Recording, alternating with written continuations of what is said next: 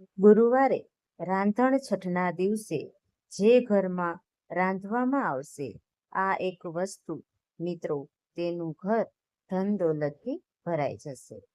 મિત્રો, ભલે ગમે તે થઈ જાય, પણ ગુરુવારે રાંધણ છઠના દિવસે ઘરમાં આ એક વસ્તુ જરૂર બનાવવી જોઈએ, જેથી તમારું ભાગ્ય તરત બદલાઈ જશે. શ્રાવણ મહિનાની આ રાંધણ છઠનું મહત્વ અને મહિમાની આપણે વાત કરીએ તો જો કોઈ વ્યક્તિ રાંધણ છઠના દિવસે માત્ર આ એક વસ્તુ ઘરમાં રાંધી નાખશે તો તેને શીતળા માતાનો એવા આશીર્વાદ મળશે કે તમારા જીવનની દરેક સમસ્યા દૂર થશે. તમારા જીવનમાં એટલી બધી સુખ સમૃદ્ધિ આવશે કે તમે તેને સંભાળી નહીં શકો.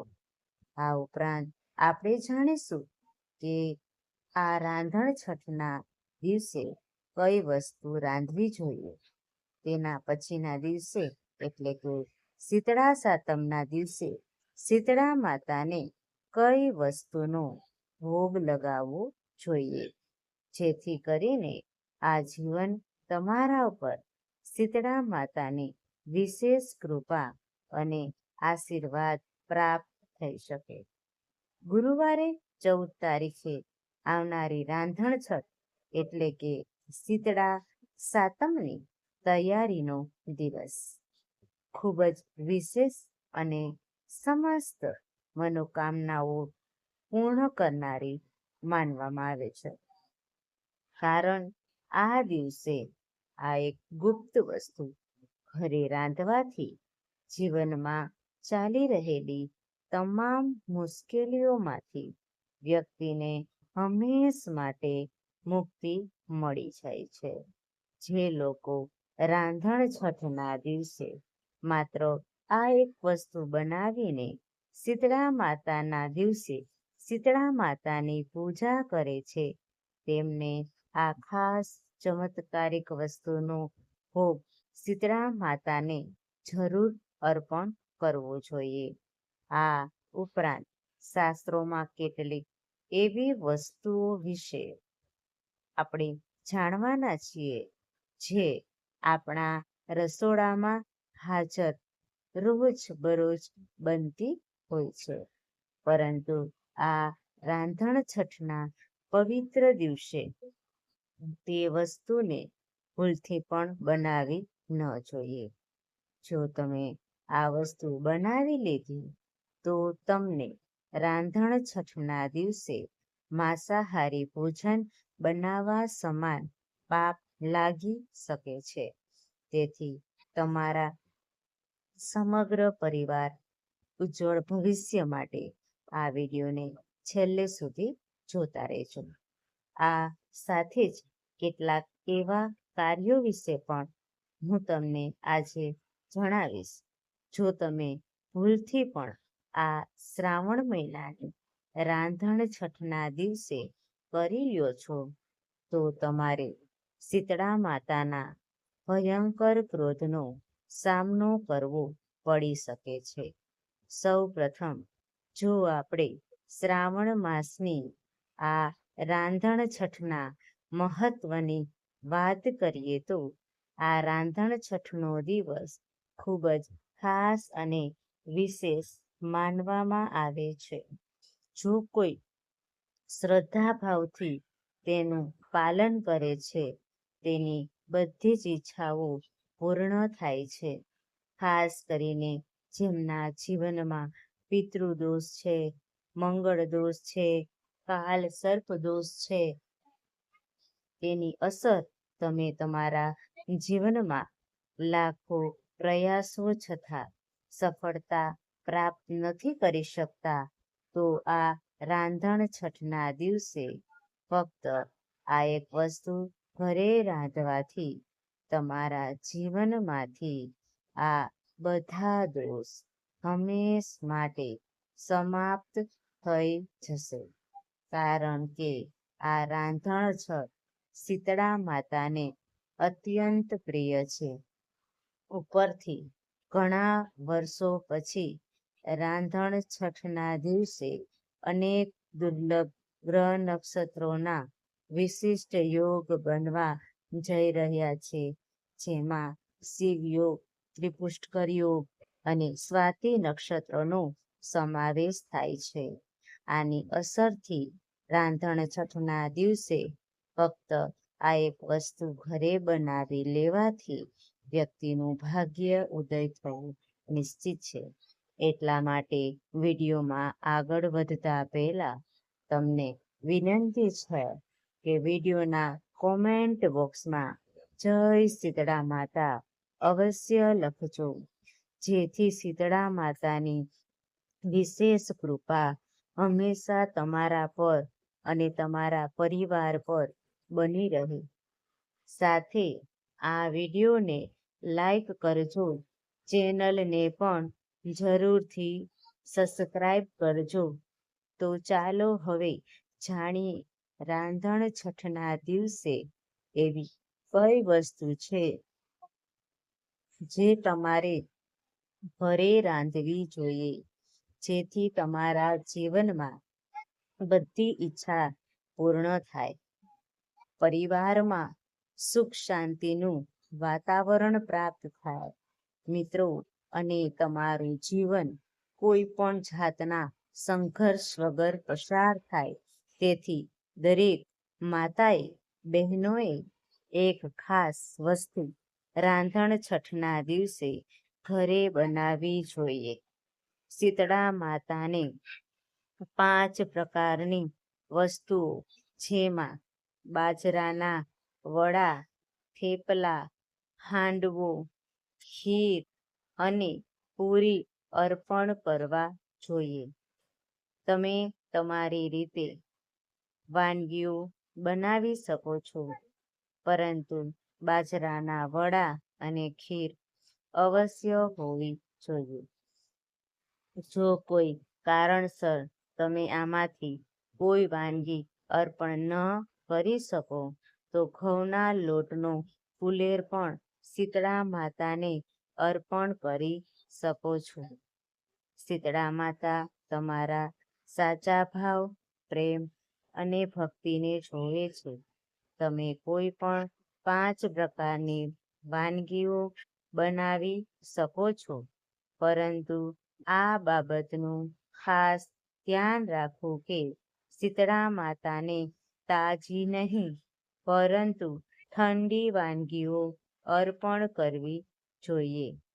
શીતળા સાતમના દિવસે કુલેર, જેને ઠંડુ ભોજન અથવા વાસી ભોજન તરીકે આપણે ઓળખીએ છીએ, શીતળા સાતમના દિવસે ઘરમાં આગ કે ચૂલો ન પેટાવા જોઈએ. તેથી રાંધણ છઠના દિવસે તૈયાર કરેલું ઠંડુ ભોજન ખાવામાં આવે છે. રાંધણ છઠના દિવસે થેપલા બનાવવા જોઈએ. થેપલાને રાંધણ છઠના દિવસે બનાવ્યા પછી શીતળા સાતમના દિવસે સવારે પૂજા સ્થળ પર શીતળા માતાની મૂર્તિ અથવા તસવીરની સામે સ્વચ્છ પ્લેટમાં 1 અથવા 2 થેપલા મૂકો. તેના ઉપર તુલસીના પાન અને ફૂલ અર્પણ કરો. સાથે ઓમ શીતળાય નમઃ આ મંત્રનો જાપ કરીને ધૂપ દીપ પ્રગટાવો, આરતી કરો. આ અર્પણથી માતા પ્રસન્ન થાય છે અને પરિવારને રોગોથી રક્ષા મળે છે.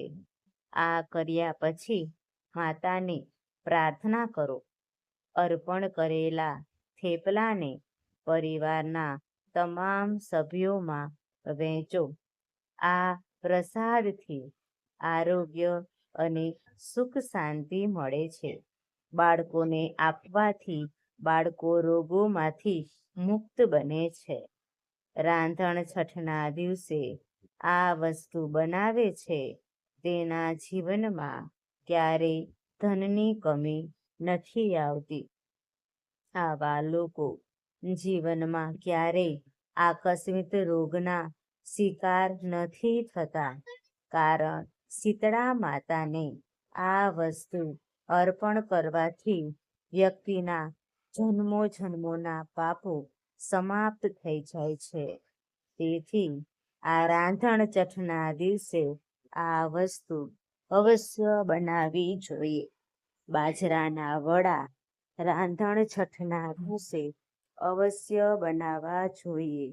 પછી શીતળા સાતમના દિવસે બાજરાના વડા શીતળા સાતમે 2-3 વડા માતાની સામે મૂકવા, તેના પર તુલસી અને કેસર છાંટવું, જય શીતળા માતા કહીને ધૂપ દીપ અને આરતી કરવી. આ અર્પણથી માતા પોષણ અને બળ આપે છે. આ પ્રસાદને પછી વહેંચી લેવું. ખાતા વખતે પ્રાર્થના કરવી અને વડીલોને આપવી, તેથી એનું પણ આરોગ્ય મજબૂત થાય. જો તમારા ઘરમાં બાળ ગોપાલ હોય તો તમે રોજ ઘરમાં બનાવેલા ભોજનને ભોગ લગાવો છો, તો આ બાબતનું ધ્યાન રાખો.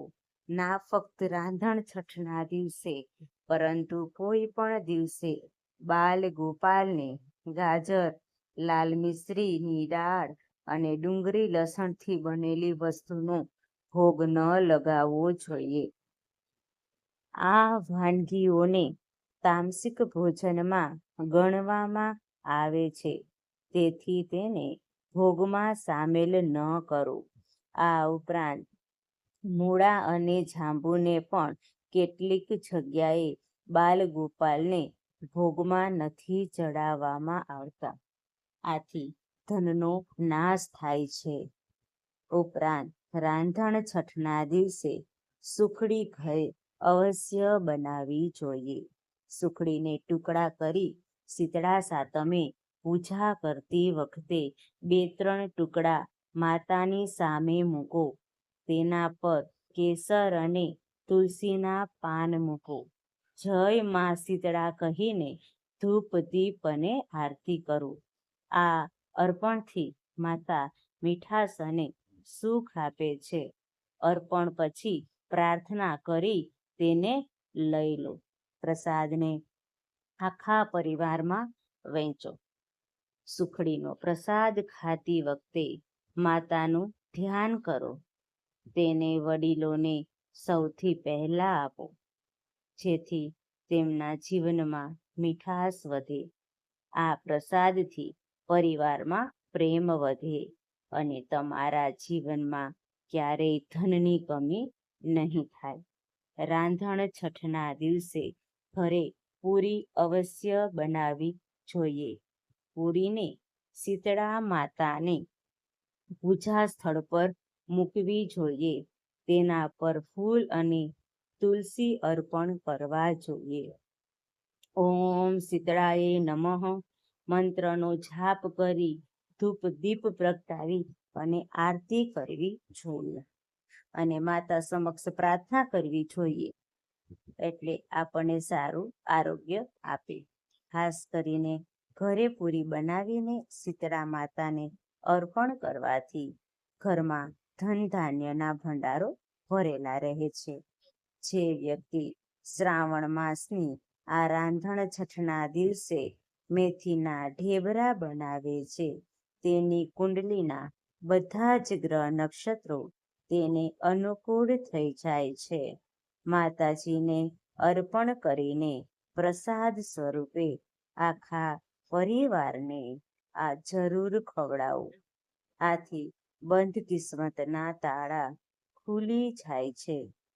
ધન સંપત્તિ અને ઐશ્વર્ય એના જીવનમાં હંમેશા વાસ કરે છે. આ અર્પણ કરવાથી શીતળા માતા સાચા હૃદયથી તમને આશીર્વાદ આપે છે અને ખૂબ જ પ્રસન્ન થાય છે. રાંધણ છઠના દિવસે મીઠી પૂરી, તીખી પૂરી, ભરેલા ભીંડા, તળેલા મરચા, તીખી સેવ, ખીર, મિષ્ટાન એ ઘરમાં રાંધવામાં આવે છે અને શીતળા માતાના એટલે કે શીતળા સાતમના દિવસે પ્રસાદના રૂપમાં ખાવામાં આવે છે. શ્રાવણ વદ છઠ એટલે રાંધણ છઠનો દિવસ દરેક ઘરમાં એક આગવું મહત્વ ધરાવે છે.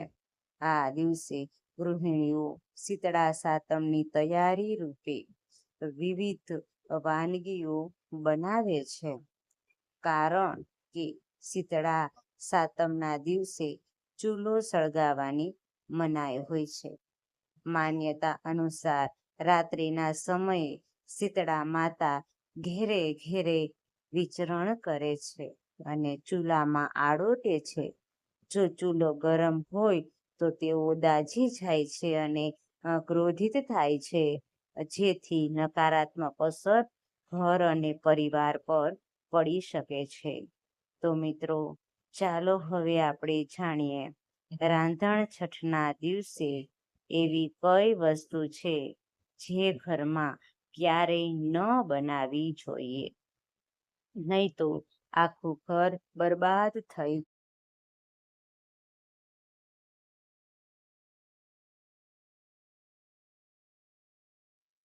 કોઈ પણ વ્યક્તિએ આવો ખોરાક ન બનાવવો જોઈએ. આવો ખોરાક ઘરમાં બનાવવાથી શીતળા માતા તરત જ ઘર છોડીને ચાલ્યા જાય છે. રાંધણ છઠના દિવસે આપણે શું ન બનાવવું જોઈએ? બાજરીના રોટલા કે થેપલા રાંધણ છઠના દિવસે બનાવવામાં આવે છે, કારણ કે બીજા દિવસે પણ સારા રહે છે. પરંતુ મકાઈના રોટલા બનાવવાનું ટાળવામાં આવે છે. મકાઈનો લોટ બાજરી જેટલો ટકાઉ નથી. મકાઈના રોટલા બીજા દિવસે સૂકા અને કઠણ થઈ જાય છે. તેનો સ્વાદ જતો રહે છે. ઘણીવાર વાતાવરણમાં ભેજ હોય તો તે ચીકણા પણ થઈ જાય છે. એવી માન્યતા છે કે શીતળા માતાને એવો ભોગ અર્પણ કરવો જોઈએ જે તાજગી અને સ્વાદ જાળવી રાખે. જે ખોરાક બીજા દિવસે પોતાનું સ્વરૂપ અને ગુણવત્તા ગુમાવી દે તે માતાને અર્પણ કરવા યોગ્ય ગણાતો નથી. આ કારણે મકાઈના રોટલા રાંધણ છઠના દિવસે બનાવવામાં આવતા નથી, કારણ કે શીતળા માતા શીતળા સાતમના ભોજન માટે યોગ્ય નથી માનવામાં આવતા. રાંધણ છઠના દિવસે તાજા ટમેટાનું શાક ન બનાવવું જોઈએ, કારણ કે તેમાં પાણી વધુ હોવાથી ઝડપથી ખરાબ થઈ જાય છે અને શીતળા માતા ક્રોધિત થાય છે. માતા શીતળા ગરમ વસ્તુઓથી નારાજ થાય છે, કારણ કે તે શરીરમાં ગરમી વધારી રોગોને વધારે છે. જો આને બનાવીને રાખવામાં આવે તો શીતળા સાતમ પર તે વહેલું પાણી છોડી દે છે અથવા તો ફૂગ લાગી જાય છે, જેનાથી સ્વાદ બગડે છે અને એ ખાવાથી પેટમાં તકલીફ પણ થાય છે. પરંપરા મુજબ આવી વસ્તુઓ ટાળીને સૂકા મસાલાવાળી વસ્તુઓ પસંદ કરો. આથી માતા પ્રસન્ન થાય છે અને પરિવારને આશીર્વાદ આપે છે. આથી તમારા ભાગ્યના દ્વાર ખુલી જાય છે. જીવનમાં ચાલી રહેલી તમામ પ્રકારની મુશ્કેલીઓમાંથી તમને નિશ્ચિત રૂપે હંમેશ માટે મુક્તિ મળી શકે છે. ઉપરાંત આ બાબત હંમેશા ધ્યાનમાં રાખવી કે સામાન્ય દિવસોમાં પણ તમે ભગવાનને ભોગ પ્રસાદ લગાવો, પરંતુ નાશપતી, ડુંગળી, લસણથી બનેલી કોઈ પણ વસ્તુનો ભોગ ભગવાનને ન લગાવો. નાના બાળકો આ ભૂલો વારંવાર કરી બેસે છે. ઘણીવાર બજારમાંથી કુરકુરિયા, વેફર વગેરે ખાઈ લે છે, જેમાં ડુંગળી, લસણ હોય છે. તેથી ઓછામાં ઓછું શ્રાવણ માસની આ રાંધણ છઠના દિવસે આ વસ્તુઓથી દૂર રહો, કારણ કે જરા વિચારો, ખાસ કરીને રાંધણ છઠના દિવસે તમે રાહુ કેતુને તમારા ઘરમાં આમંત્રણ આપશો કે શીતળા માતાને. તેથી જાણી જોઈને તમારા ઘરનો સત્યાનાશ ન કરો. શાસ્ત્રો અનુસાર એવું માનવામાં આવે છે, શીતળા માતાની કૃપા પ્રાપ્ત કરવા, તેમના આશીર્વાદ મેળવવા માટે આ દિવસે ઘરમાં પીળી વસ્તુ અવશ્ય બનાવવી જોઈએ, જેમ કે કઢી, પકોડા, પીળો હલવો, પીળી ખીર વગેરે. આ દિવસે પીળો વસ્ત્ર સુવર્ણ માનવામાં આવે છે અને સોના ચાંદી સમાન ગણાય છે. તમે પણ આ દિવસે પીળા વસ્ત્રો ધારણ કરો. આથી તમને પણ શીતળા માતાના આશીર્વાદ પ્રાપ્ત થઈ શકે. એવું માનવામાં આવે છે કે આ શ્રાવણ મહિનામાં રાંધણ છઠે આપણે કોઈ પણ પાસેથી ઉધાર પણ ન લેવું જોઈએ. જો આપણે રાંધણ છઠના દિવસે જ કોઈ પાસેથી ઉધાર લઈ લઈએ તો આખું વરસ આપણે દેવાના બોજ તળે રહીશું. તેથી રાંધણ છઠનો તહેવાર તમે દેવા મુક્ત થઈને જ ઉજવો. આ ઉપરાંત શાસ્ત્રોમાં એવું લખાયેલું છે, શીતળા માતા તેના ઘરમાં જ વાસ કરે છે.